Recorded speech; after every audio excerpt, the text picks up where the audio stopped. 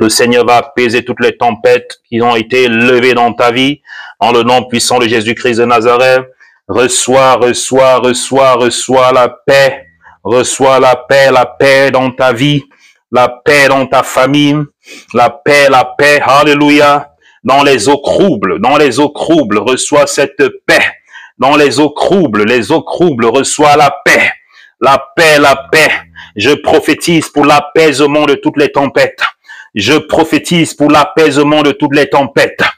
Que toutes les tempêtes se calment maintenant dans ta vie. Que toutes les tempêtes se calment maintenant dans ta vie. Que toutes les tempêtes se calment maintenant dans ta vie. Dans le nom puissant de Jésus-Christ de Nazareth. Dans le nom puissant de Jésus-Christ de Nazareth. Malaché qui était les bras. Merci Seigneur Jésus-Christ, car tu écoutes la prière de ton serviteur. Merci Seigneur Jésus-Christ, parce que tu as calmé la tempête, les vents, Seigneur, qui coulent dans la vie de tes enfants. Merci Papa Yahweh, tu es glorieux. Alléluia, alléluia. Merci Père éternel, nous te disons merci, car tu es glorieux. Alléluia, alléluia. Reçois la gloire. Alléluia. Bien-aimés dans le Seigneur, nous allons rapidement lire la parole de Dieu dans le livre de Luc chapitre 8, versets 22 à 25. Alléluia.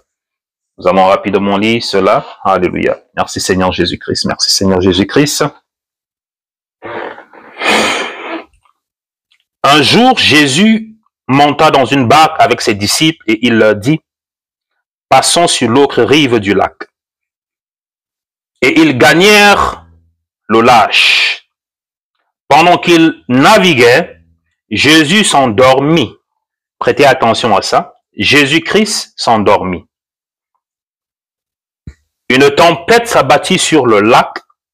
Il était submergé et un grand péril.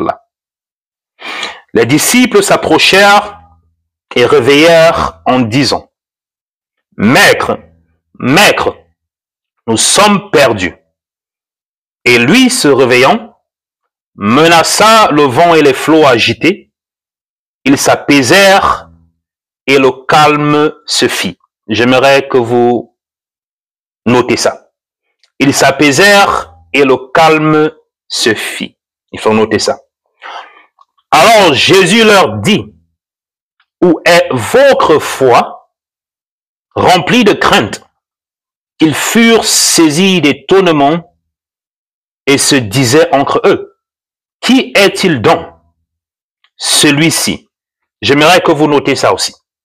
Qui est-il donc? Celui-ci. Pour qu'il commande même au vent et au flot et que ceux-ci lui obéissent. J'aimerais que vous notez aussi ça. Et que ceux-ci lui obéissent. Luc chapitre 8, versets 22 à 25, vous pouvez lire ce passage biblique. Notez-le, vous allez le lire. Alléluia, c'est très important. Il calme les pages nuageuses de ma vie et me donne sa paix. Personne ne peut m'aimer comme il m'aime. Vers son sang pour moi. Oh, quel ami, il est Jésus. Quel ami, il est Jésus. Il veille sur moi, Jésus sauve, sur la croix. De jour, de nuit, qu'il pleuve, qu'il neige, il me conduit. Il calme les pages nuageuses de ta vie et te donne sa paix. Personne ne peut t'aimer comme il t'aime. Vers son sang pour toi. Oh, quel ami, il est Jésus. Alléluia. Jésus-Christ est celui qui calme toutes les pages nuageuses de ta vie. Il calme les tempêtes de ta vie. Alléluia. Car c'est un ami fidèle. Gloire à Dieu. Alléluia, alléluia. Bien-aimé dans le Seigneur, j'aimerais que tu prêtes attention à ce que nous avons lu aujourd'hui parce que Dieu veut parler à quelqu'un. Nous allons prier. Nous avons déjà commencé à prier, alléluia, déclarer que le Saint-Esprit commence à peser les tempêtes qui sont dans ta vie. Lorsqu'on parle de tempêtes, on parle des situations, on parle des problèmes, alléluia. Quel est ton problème? Alléluia. Quel est ton problème? Quelle est cette maladie? Quelle est cette situation dont tu as invoqué le nom de l'Éternel? C'est quoi ce problème-là? Alléluia. Aujourd'hui, je parlais avec une de mes filles qui demandait la prière pour un de ses enfants qui a 18 ans. Et cet enfant-là qui a 18 ans depuis sa naissance jusqu'à aujourd'hui est malade. Il est malade. Et cette limitation-là dans la vie de ce jeune garçon-là l'a empêché de pouvoir aller à l'école. Donc il ne connaît pas lire, il ne connaît pas écrire. Un jeune garçon de 18 ans. Et lorsqu'elle m'appelait aujourd'hui, elle me demandait de prier pour son enfant parce qu'elle était à l'hôpital avec cet enfant. Cet enfant-là, constamment, il tombe malade. Constamment, il tombe malade. Au point où il n'a pas pu aller à l'école comme les enfants normaux. Une tempête dans sa vie. Et elle m'a dit ceci aujourd'hui, que c'est à cause de cet enfant, elle m'a dit ceci, je suis de confession catholique. Mais c'est parce que j'ai marché partout pour chercher la solution, la réponse à la situation de mon enfant, que je me suis retrouvé chez les églises réveillées. Comme ils aiment toujours nous appeler les églises réveillées, les born again. Elle me disait ceci, et j'étais en train d'écouter son audio. J'ai marché partout. J'ai marché partout. Au point où je suis même entré chez les born again, lorsque cet enfant avait 3 ans. Parce que je cherchais une solution à la santé de cet enfant. Je suis allé partout, chez les médecins. On a fait tous les examens, dans tous les hôpitaux. Mais, ça n'a pas changé la situation de mon enfant. Et voilà, aujourd'hui, il a 18 ans. Sa vie, c'est entre la maison et l'hôpital. Sa vie, c'est entre la maison et l'hôpital. Je viens auprès de toi, homme de Dieu, pour que tu pries et tu élèves le cas de mon fils à ton Dieu. Et ça, c'est le message que la sœur me donnait aujourd'hui. Et comme son message parmi nous, il y a plusieurs parmi nous qui ont des situations similaires.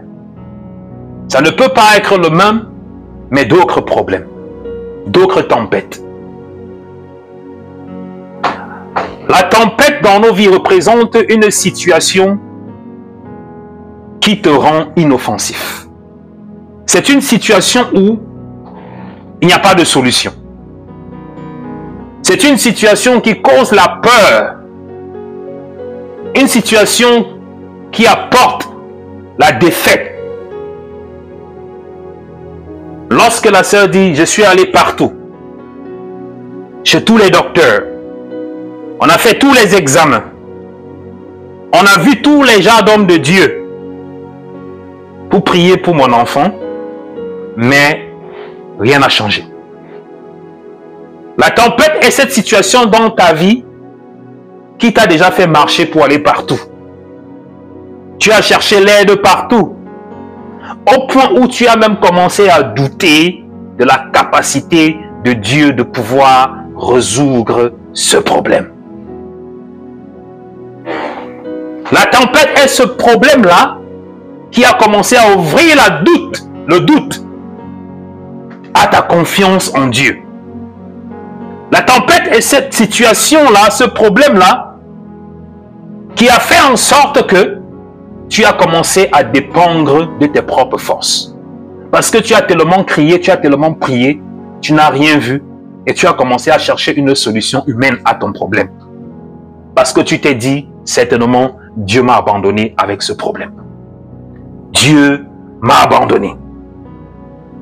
Ainsi, les disciples de Jésus-Christ, dans la tempête, se sont mis à crier, « Maître, Maître, nous sommes perdus. » Ils sont allés jusqu'à réveiller Jésus-Christ qui dormait. Ce même Jésus-Christ avec qui ils étaient de l'autre côté de la rive, qui avait accompli un miracle, qui a accompli des miracles, qui a chassé les démons, qui a délivré les possédés. Il est entré dans la barque avec eux, sur la Galilée, le lac de la Galilée, et la tempête s'est élevée. Et là, lorsque la tempête a commencé à se répandre, la tempête a commencé à s'élever, ils ont oublié que Jésus-Christ, de l'autre côté du fleuve, venait d'accomplir des miracles. Ils ont complètement oublié. La foi était partie. Ils ont oublié que Jésus-Christ qui était couché avec eux dans la barque là, c'est lui qui avait la capacité et c'est lui qui avait réalisé tous ces miracles. Et la plupart du temps, c'est ce qui nous arrive. Lorsque nous sommes confrontés à certaines situations, nous oublions même tous les témoignages que nous avons faits. On oublie tout ça, on oublie. Ça fait en sorte que tu oublies ce que Dieu même a déjà fait dans ta vie dans le passé. Parce que tu es tellement submergé par la peur, tu es submergé par la crainte, tu es submergé par l'échec, par la défaite, au point où tu oublies même déjà ce que Dieu a pu faire au passé. C'est ça la tempête. La tempête t'amène au point où tu commences à douter de ton propre Dieu. Ça t'amène au point où tu commences à te poser des questions. Maître, maître, nous sommes perdus. Ne vois-tu pas que nous sommes en train de mourir? D'autres versions disent qu'ils ont dit, maître, maître, rabbi, rabbi, ne vois-tu pas que nous sommes en train de mourir? Pendant que nous on est en train de mourir ici, toi tu es en train de dormir. C'est qu'est-ce qui ne va pas? Pendant que nous on souffre ici, toi tu dors. C'est ça les disciples. Donc imaginez un peu la réaction de ceux-là qui marchent avec Dieu. Ils étaient proches de Jésus-Christ. Nous-mêmes, on n'est pas proches de Jésus-Christ. On est proche de Jésus-Christ en esprit. On n'a pas marché avec Jésus-Christ. Et ils marchaient avec Jésus-Christ. Et Jésus-Christ était avec eux. Parce qu'aujourd'hui, si Jésus-Christ descend, il vient à côté de moi. Je ne sais pas vraiment de quoi j'aurais peur. Hein. Si je vois Jésus-Christ comme Jésus-Christ était à côté d'eux là, non. Là, vraiment, mon degré de foi, ça sera très fort. Parce que Jésus-Christ était là au milieu d'eux. Il était avec eux dans la barque. Mais ils ont commencé à paniquer. Ils ont commencé à dire, maître, maître, ne vois-tu pas que nous périssons? Donc c'est pour cette raison que la plupart du temps, Dieu est patient avec nous. Dieu est patient avec nous. Il est patient avec nous. Même lorsque souvent, dans la tempête, dans la souffrance, nous blasphémons son nom. Nous le rejetons parfois. Nous disons, Dieu, pourquoi m'as-tu abandonné? Dieu, pourquoi tu me fais tant souffrir? Est-ce que Dieu, tu m'entends dans ma situation, dans mon problème? Dieu est patient. Pourquoi? Parce qu'il sait que nous sommes des humains. Mais là n'est pas le plus important, bien-aimé dans le Seigneur. Là n'est pas le plus important. Chacun d'entre nous, nous avons le droit de douter. Dieu ne nous empêche pas de douter. Dieu ne nous empêche pas de poser les questions. À chaque fois que nous traversons des moments de doute, Dieu est là pour nous écouter. Il est là pour écouter tes questions. Il est là pour écouter tes pleurs. C'est pour ça qu'il dit ceci, vous tous qui êtes fatigués et chargés, amenez vos fardeaux. Amenez vos fardeaux. Donc Dieu, le Dieu que nous servons n'est pas un Dieu qui est toujours prêt à nous taper à chaque fois qu'on veut pleurer. Il n'est pas ce genre de Dieu-là que lorsque tu es en train de vouloir pleurer, il va venir te taper. Non. Il va ouvrir ses bras, il va t'écouter. Il va te laisser poser des questions. Il va te laisser exprimer tes craintes, tes doutes. Il va t'écouter. Parce que c'est un Dieu qui nous écoute, c'est un Dieu qui nous entend, c'est un Dieu qui a de la compassion pour nous. Et quel que soit le problème que tu traverses, bien-aimé dans le Seigneur, ton Dieu, il a de la compassion pour toi. Mais là où nous n'arrivons pas souvent à comprendre les choses, c'est ceci. C'est que Dieu n'a pas promis qu'il n'y aura pas la tempête. Écoutez-moi très bien, bien-aimé dans le Seigneur. Dieu n'a pas promis que ta vie, il n'y aura pas la tempête, qu'il n'y aura pas de problème. Et c'est là où nous, les enfants de Dieu, nous perdons la direction, où nous ratons la marque. Dieu n'a pas promis, Dieu n'a pas dit que ta vie sera comme marcher sur le tapis rouge. Sans obstacle, sans obstruction, sans problème. Si quelqu'un peut me montrer cela dans la parole de Dieu, moi aussi, je vais changer ma prédication. Dieu n'a jamais promis qu'on n'aura pas de tribulations. Il a dit, vous allez avoir des tribulations, mais rassurez-vous que j'ai vaincu le monde pour vous. Alléluia. Qu'est-ce que ça veut dire? Ça veut dire que le problème n'est pas la tempête. Mais le problème, c'est ta confiance en Dieu dans la tempête. Écoutez-moi très bien, bien-aimé dans le Seigneur. Le problème n'est pas la tempête, mais le problème, c'est ta confiance en Dieu dans la tempête. Et c'est la plupart du temps ce que nous, les enfants de Dieu, nous n'avons pas encore la capacité de comprendre. Lorsque la tempête commence à se lever, nous nous focalisons sur la tempête. Nous nous focalisons sur les problèmes. Nous nous focalisons sur les limitations. Nous nous focalisons sur nos souffrances. Nous nous focalisons sur cette chose-là qui se lève, qui prend notre sommeil, qui prend nos finances, cette chose-là qui nous crée tant de problèmes. C'est là où toute notre énergie est localisée.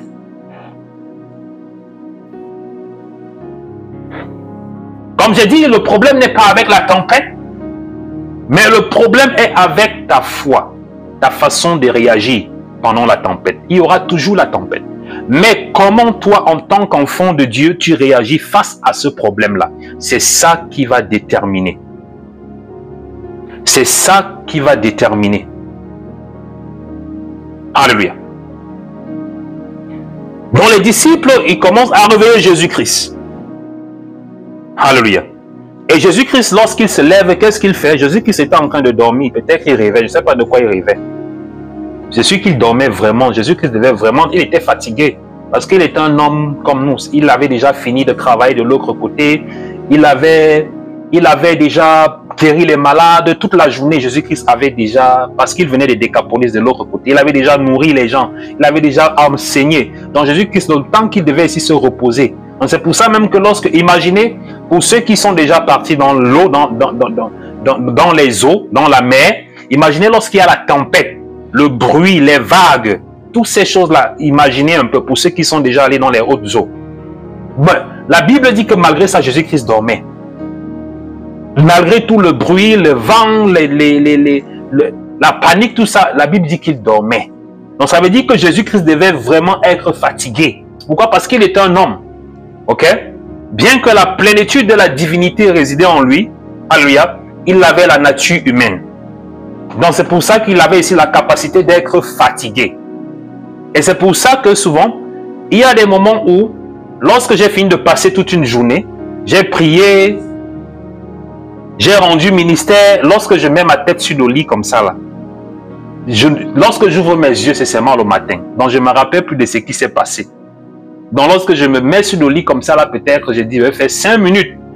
Lorsque je me réveille, c'est dans le matin. Donc je ne me rappelle plus de comment je me suis couché. Je ne me rappelle plus de ce que j'ai même rêvé. Mais lorsque mes yeux s'ouvrent, déjà c'est le matin. Pourquoi? Parce que le corps est gâté. Le corps est épuisé. Lorsque tu te réveilles, il n'y a plus la force. Même pour parler, il n'y a plus la force. Et lorsque tu te réveilles, pendant ce temps, les coups de fil la nuit, comme les gens ne savent pas que vous pouvez ici, que nous ici, les hommes de Dieu, on ne peut pas dormir ici. La nuit, c'est pour ces raisons que lorsque je veux aller dormir, souvent la nuit, je mets mon téléphone sur silence toujours. Toujours. Parce qu'il y a des gens qui ne savent pas que nous ici, on peut dormir, on va ici dormir. Pendant qu'on prie toute la journée, ils font leurs choses. Maintenant, la nuit, lorsque le diable vient les taper la nuit, ils ne sont pas là en journée quand on est en train de prier. Maintenant, la nuit, quand le diable vient les taper, C'est maintenant nous qui souffrons. Tout téléphone, tout téléphone. Comme si nous ici on ne peut pas dormir. Comme si nous ici on n'a pas un corps. Ou comme si nous les hommes de Dieu nous sommes des robots. Donc Jésus-Christ était fatigué du point où même lorsque la tempête était en train de... Il ne comprenait plus rien. Jésus-Christ était paumé. Comme on dit, il était paumé dans la barque. Donc ils ont réveillé Jésus-Christ. Maître, maître, maître, maître. Nous sommes en train de mourir. Et si toi tu dors quoi? Lève-toi. Et lorsque Jésus-Christ se lève, la parole de Dieu dit ceci, qu'il menaça. Il menaça le vent. Donc ça veut dire que Jésus-Christ a menacé. Parce qu'il faut comprendre bien la parole de Dieu, il faut bien la lire. Parce que chaque mot a une expression et chaque mot a, comme on dit, a une signification spirituelle. La parole de Dieu ne dit pas que Jésus-Christ calma la tempête. La parole de Dieu dit que Jésus menaça. Ok? On menace quoi? On menace un adversaire. C'est très important. Donc la tempête, c'était un adversaire. Donc ça veut dire que Jésus-Christ a menacé la tempête. Ça veut dire que les forces qui étaient derrière cette tempête-là étaient des forces opposées. Les forces qui étaient derrière la tempête étaient des forces opposées. Donc cette tempête-là n'était pas naturelle. Donc, il y avait des forces opposées qui étaient en train de vouloir faire chavirer le navire où Jésus-Christ se trouvait avec les disciples. Donc c'est pour ça que lorsque Jésus-Christ se lève, son premier réflexe c'est de faire quoi? C'est de menacer la tempête. Il menace le vent. Ok? En quelque sorte, il menace les forces spirituelles qui sont responsables de cette tempête-là. Pourquoi? Parce que si vous essayez de lire un peu, je ne vais pas aller très loin, Jésus-Christ est à Décapolis parce que Jésus-Christ a fait quelque chose à Décapolis. Lorsque Jésus-Christ va à Décapolis, il trouve un jeune homme qui est possédé. Ok? Il trouve un jeune homme qui est possédé. Et ce jeune homme-là qui est possédé par une légion de démons, Jésus-Christ va délivrer ce jeune homme-là. Ok? Maintenant, lorsque Jésus-Christ délivre ce jeune garçon-là, les démons, les légions disent à Jésus-Christ, Jésus-Christ, fils de Dieu, ne nous envoie pas dans les lieux arides. Ils supplient Jésus-Christ, que Jésus-Christ ne les envoie pas dans les lieux arides. Et ils disent à Jésus-Christ que envoie-nous dans ce troupeau de porcs. Ok? Écoutez-moi très bien ce que je suis en train de vous expliquer. C'est très important. C'est une révélation que je suis en train de vous donner. Beaucoup de personnes n'ont jamais vu ça dans cette dimension. Donc, cette légion-là dit à Jésus-Christ, ne nous envoie pas dans les lieux arides. Parce que la destination et l'origine de ces démons-là n'était pas dans la terre. Ce n'était pas dans le désert. Ce n'était pas dans les lieux arides. Parce qu'il faut savoir que chaque démon a une origine. Ils ont des lieux, ok, où ils résident. Ils ont des lieux, ok, où ils opèrent. C'est pour ça que vous allez entendre parler des esprits marins, des esprits souterrains, des esprits des airs, ok? Parce que chaque esprit a une spécificité. Très important. Donc, ils disent à Jésus-Christ, ne nous envoie pas dans les lieux arides, mais envoie-nous dans ces ports. Parce qu'ils avaient une intention. Et lorsque Jésus-Christ les envoie dans le troupeau de porcs, qu'est-ce qu'ils font? Ils ne se dirigent pas vers le désert, ils ne se dirigent pas vers la forêt, mais ils se dirigent dans l'eau. Donc, ces esprits-là, cette légion-là, ils entraînent les porcs qui devient un véhicule. Parce que les porcs, en ce moment-là, étaient un véhicule qu'ils utilisaient pour rentrer d'où ils venaient. Donc, ces esprits-là étaient des esprits des eaux. C'est pour ça qu'ils ont entraîné les porcs dans l'eau. Donc, ils sont retournés d'où ils venaient. Dans l'eau. Et maintenant, lorsqu'ils sont rentrés dans l'eau, ces esprits-là, je suis en train de vous expliquer des choses spirituelles que personne parmi vous n'a jamais connues. Ok. Lorsqu'ils sont ancrés dans l'eau, on dit que les porcs sont morts. Donc, ils sont rentrés d'où ils venaient. Maintenant, lorsqu'ils sont partis ancrés dans l'eau, là, ils sont partis dire aux autres esprits, les esprits des eaux, leurs frères qui sont dans les eaux, que Jésus-Christ est là.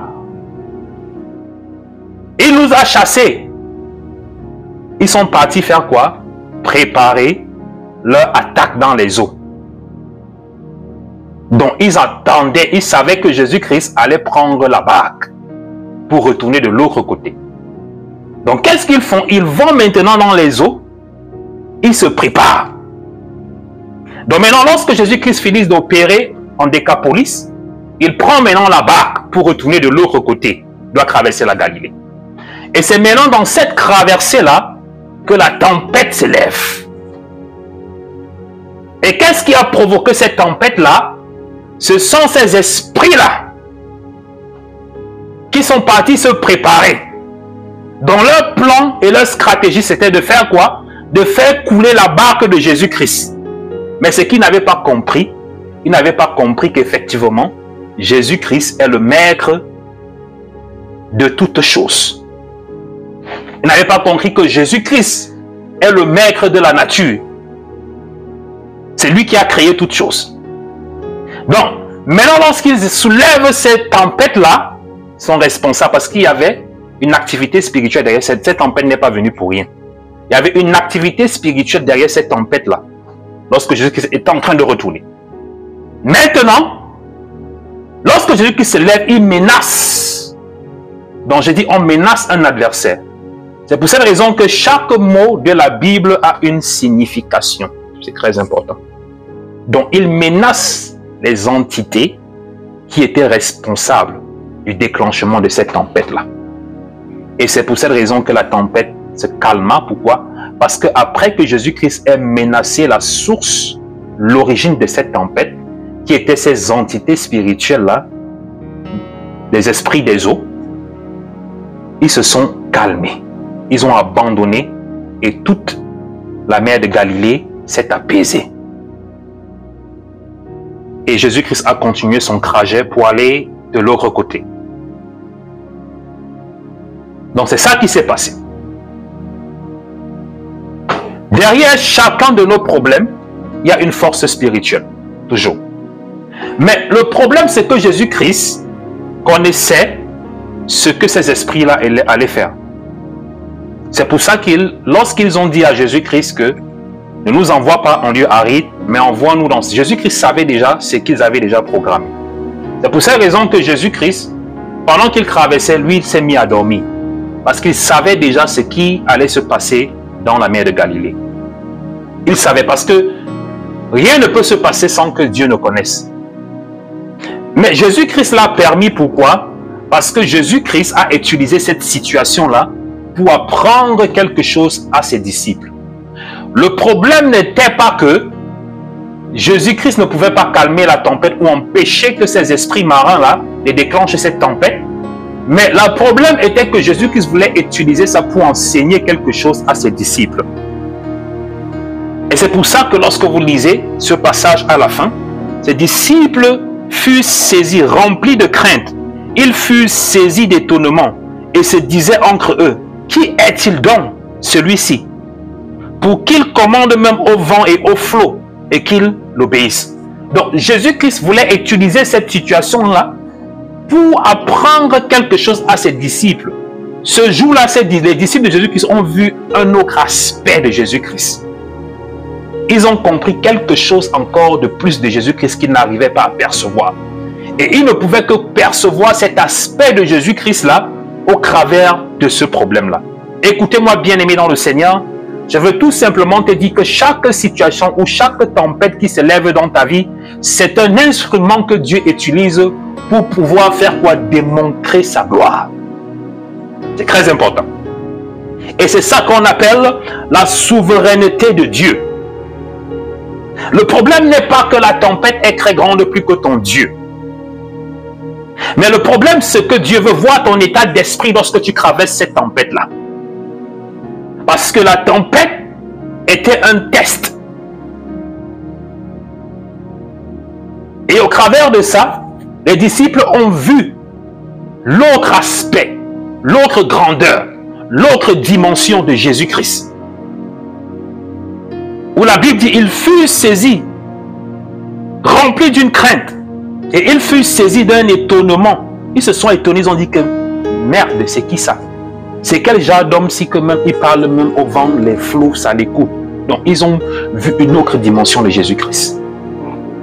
Ils ont vu un autre aspect de Jésus-Christ. Et c'est ce que beaucoup parmi nous, certaines situations que Dieu permet qu'elles arrivent dans nos vies, c'est pour que au travers de ces situations, nous puissions voir une autre dimension de Jésus-Christ. Ce n'est pas que Jésus-Christ veut te faire mourir dans la tempête. Ce n'est pas que Jésus-Christ veut que cette tempête-là vienne te tuer. Ce n'est pas que Jésus-Christ permet à cette tempête de venir dans ta vie pour causer l'affliction. Mais dans cette tempête-là, il y a quelque chose que Dieu veut te montrer. Pourquoi? Parce qu'à tout moment, Dieu peut demander à cette tempête-là de se calmer. À tout moment, le problème qui est dans ta vie, que tu penses que Dieu n'écoute pas, Dieu t'a oublié ou que c'est plus grand que Dieu, comme je disais au début, beaucoup d'enfants de Dieu, lorsqu'ils sont dans certaines situations aujourd'hui, pensent que le problème là est plus grand que Dieu. Comme je parlais au départ, la sœur qui disait, je suis allé partout, on a prié partout, tous les hommes de Dieu ont prié, mais la situation est toujours là. À ce moment-là, c'est une expression indirecte que la sœur est en train de vouloir me communiquer pour me faire croire qu'elle ne pense pas que le problème là, Dieu peut résoudre ça. Parce que si tu me dis déjà que tous les hommes, on a prié, on a tout fait, on n'a pas pu résoudre ce problème, indirectement, même sans t'en rendre compte, tu es déjà en train toi-même, dans ton cœur, de forger le fait que ce problème-là est plus grand que Dieu. Tu es déjà en train de confesser. Tu es déjà en train de, sans même t'en rendre compte, ce n'est pas que tu es en train de le faire volontairement, mais tu es déjà en train de forger ça. Ce problème-là, tu es déjà en train de dire que c'est toujours là, on a tout fait, j'ai prié, c'est là, ça ne part pas, c'est là, c'est comme ça. Indirectement, tu es déjà en train de faire quoi? Tu es déjà en train d'enraciner dans ton cœur, alléluia, que ce problème-là, Dieu ne peut pas résoudre ça. Et c'est notre perception souvent, les enfants de Dieu. Mais alors que Dieu, un seul mot de Dieu peut résoudre ce problème. Un seul mot, une seule parole de Dieu peut résoudre ce problème. Alléluia. Et de la même façon que Jésus-Christ a calmé la tempête, les flots agités, alléluia, dans la mer de Galilée, en cette soirée, le Saint-Esprit aussi va apaiser les tempêtes dans ta vie. Alléluia. Le problème, ce n'est pas que la tempête est plus forte que Jésus-Christ. Alléluia. Mais le problème, c'est quel est ton état d'âme pendant cette tempête. Comment tu traverses cette tempête? Comment tu reçois cette tempête? Comment tu agis au milieu de cette tempête? Est-ce que tu as perdu la foi? Est-ce que tu doutes? Est-ce que tu ne fais plus confiance à Dieu? Est-ce que tu as arrêté de prier? Est-ce que tu es sorti de la présence de Dieu? Est-ce que tu as arrêté de servir Dieu? Ou est-ce que tu as commencé à chercher l'aile? Tu as commencé à chercher la solution à ce problème dehors? Tu es allé commencer à abandonner la maison de Dieu pour aller chercher la solution à ton problème dehors? La tempête sera toujours là. Elle sera toujours là. Alors qu'un seul mot de Jésus-Christ peut calmer cette tempête. Lorsque Jésus-Christ s'est levé, il menaça la tempête et la tempête obéit à ce que Jésus-Christ avait dit. Et c'est la bonne nouvelle que j'ai pour toi, bien-aimé dans le Seigneur. Le Seigneur Jésus-Christ a la capacité de calmer la tempête qui est dans ta vie. Alléluia. Et c'est pour cette raison que je vais rapidement transitionner dans nos prières, sujet de prière pour nos 48 heures de miracle. Alléluia. Pour toi qui as rédigé ton sujet de prière sur un bout de papier qui est là, ce problème qui est sur ce bout de papier, cette requête qui est sur ce bout de papier, alléluia, que tu as rédigé, représente une tempête.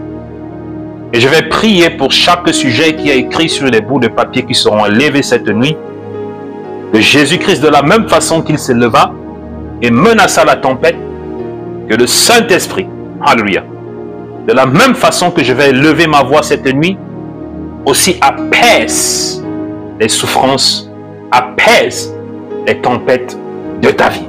Alléluia.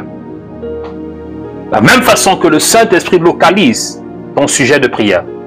La distance n'est pas une barrière, bien-aimé dans le Seigneur, car notre Seigneur Jésus-Christ, il est omniprésent, il est omnipotent et il est omniscient.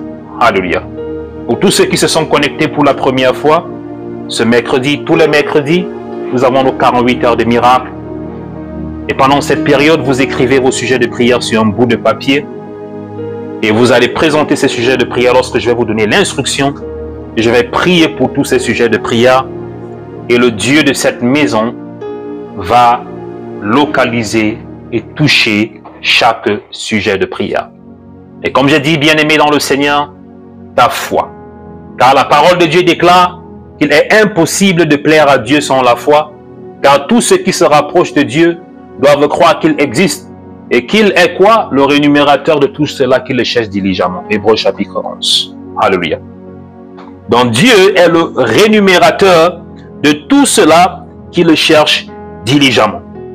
Et tu es connecté ce soir, bien-aimé dans le Seigneur. Pourquoi? Parce que tu cherches Dieu diligemment. Parce que si tu ne cherchais pas Dieu diligemment, tu n'allais pas être connecté cette nuit. Tu n'allais pas être connecté, rester la nuit pour espérer en ton Dieu. Alléluia. Et si tu es là, bien-aimé dans le Seigneur, c'est tout simplement parce que tu cherches Dieu diligemment. Et c'est pour cette raison que parce que tu cherches Dieu diligemment, c'est pour cette raison que Dieu va t'honorer cette nuit. Gloire à Dieu. Présentez vos sujets de prière. Je vais prier pour vous, bien-aimés dans le Seigneur, rapidement. Seigneur Jésus-Christ, Père éternel, Papa Yahweh, toi qui as calmé la tempête, toi qui calmes les flots, toi qui calmes les vents, je prie, Seigneur Jésus-Christ, qu'au son de ma voix, éternel, tu commences à localiser chaque sujet de prière qui sont élevés cette nuit au nom puissant de Jésus-Christ de Nazareth. Je déclare et décrète, Père éternel, que tu calmes et que tu apaises, Seigneur, toutes les situations, toutes les difficultés dans la vie de tes enfants au nom puissant de Jésus-Christ de Nazareth. Esprit de Dieu, localise maintenant. Esprit de Dieu, localise maintenant. Que ça soit au sud, que ça soit au nord, que ça soit à l'est, que ça soit à l'est, Seigneur. Jésus-Christ, localise maintenant le sujet de prière de tes enfants dans le nom puissant de Jésus-Christ de Nazareth. Quel que soit le problème, quels que soient les challenges, quelle que soit la souffrance, quelle que soit la limitation, quelle que soit la maladie, Esprit de Dieu, apaise cette situation maintenant au son de ma voix. Apaise ce problème maintenant au son de ma voix. Apaise cette situation au nom puissant de Jésus-Christ de Nazareth. Car tu es le Dieu des impossibilités. De la même façon, Éternel des armées, que tu as calmé la tempête. Je prie, Esprit de Dieu, que tu calmes ce problème. Tu calmes cette situation qui se lève dans la vie de ton enfant. Au nom puissant de Jésus-Christ de Nazareth. Seigneur, je déclare que tu calmes toutes les tempêtes, que tu calmes tous les problèmes. Maintenant, au son de ma voix, dans la vie de tes enfants, les oppositions éternelles des armées se transforment en soumission. Renverse, Seigneur, les murs de Jéricho. Détrône tous les Goliaths qui sont encore assis dans la vie de tes enfants. Je prie, Esprit de Dieu, maintenant que tu localises chaque sujet de prière par ta puissance et par ton autorité. Les sujets de prière qui ont été élevés par tes enfants, Esprit de Dieu, localise, par ta grâce, localise, par ta puissance, localise, par ton onction, localise, par ta force. Esprit de Dieu, touche tes enfants maintenant, touche leur requête de prière, touche leur demande de prière, apaise toutes les tempêtes, quelle que soit leur origine, qu'ils viennent des eaux, qu'ils viennent de la forêt, qu'ils viennent des airs, qu'ils viennent des souterrains. Esprit de Dieu, apaise-les maintenant, car tu es le Dieu des impossibilités, tu es le Dieu de la création. Je commande maintenant à tout esprit qui est responsable de cette situation dans la vie de tes enfants, de s'apaiser au nom puissant de Jésus-Christ de Nazareth, de s'apaiser au nom puissant de Jésus-Christ de Nazareth, de s'apaiser au nom puissant de Jésus-Christ de Nazareth. Esprit de Dieu, esprit de vie, Esprit de Dieu, esprit de vie, agis maintenant, 48 heures de miracle, 48 heures de miracle, 48 heures de miracle, 48 heures de miracle, 48 heures de miracle. Toute opposition se transforme en soumission. Toute opposition se transforme en soumission. Toute attaque spirituelle soit nulle et sans effet. Toute limitation spirituelle soit renversée maintenant. Dans le nom puissant de Jésus-Christ, dans le nom puissant de Jésus-Christ, Esprit de Dieu, au son de ma voix, localise tous ces problèmes, localise tous ces sujets, 48 heures de miracles. 48 heures de miracles. 48 heures de miracles. Dans ta vie, 48 heures de miracles. Dans ta santé, 48 heures de miracles. Dans ta maison, 48 heures de miracles. Dans ta famille, 48 heures de miracles. Dans tes études, 48 heures de miracles. Dans ton lieu de service, 48 heures de miracles. Maintenant, au nom puissant de Jésus-Christ de Nazareth, que le Dieu des schémas te localise.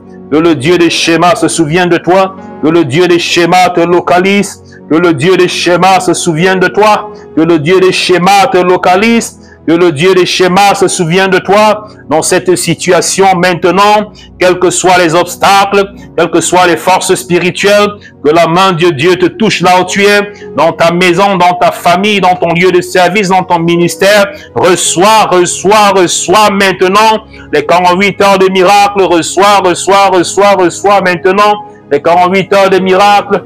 Que la main de l'Éternel te localise. Que la main de l'Éternel te libère. Que la main de l'Éternel t'affranchisse. Que la main de l'Éternel te restaure. 48 heures de miracles, 48 heures de miracles. Que cette tempête soit apaisée dans ton ménage. Que cette tempête soit apaisée dans tes activités. Que cette tempête soit apaisée dans ta famille. Que cette tempête soit apaisée dans la vie de tes enfants. Que cette tempête soit apaisée dans toutes tes entreprises. Dans le nom puissant de Jésus-Christ de Nazareth. Je lève ma voix maintenant pour lier tout esprit, pour lier toute entité responsable de la tempête dans ta vie. Je les nullifie, je les paralyse maintenant. Je les nullifie, je les paralyse maintenant. Dans le nom puissant de Jésus-Christ de Nazareth, tout esprit responsable de cette maladie, tout esprit responsable de ce problème dans ton ménage, tout esprit responsable de ce problème dans la vie de tes enfants, je les nullifie maintenant. Dans le nom puissant de Jésus-Christ de Nazareth, je calme cette tempête. Je calme ce problème. Je commande à cette situation de libérer ta vie, de libérer ta vie, de libérer ta vie, de libérer ta vie.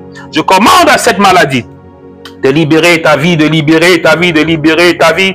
Je commande à cette situation de libérer ta vie, de libérer ta vie. 48 heures de miracles maintenant. Reçois la grâce, reçois la grâce. Jésus-Christ est Seigneur, il est le Dieu des vents, il est le Dieu des flots, il est le Dieu de toutes choses. Reçois. Il calme ta tempête dans ta vie, il calme la tempête dans ta vie. Alléluia.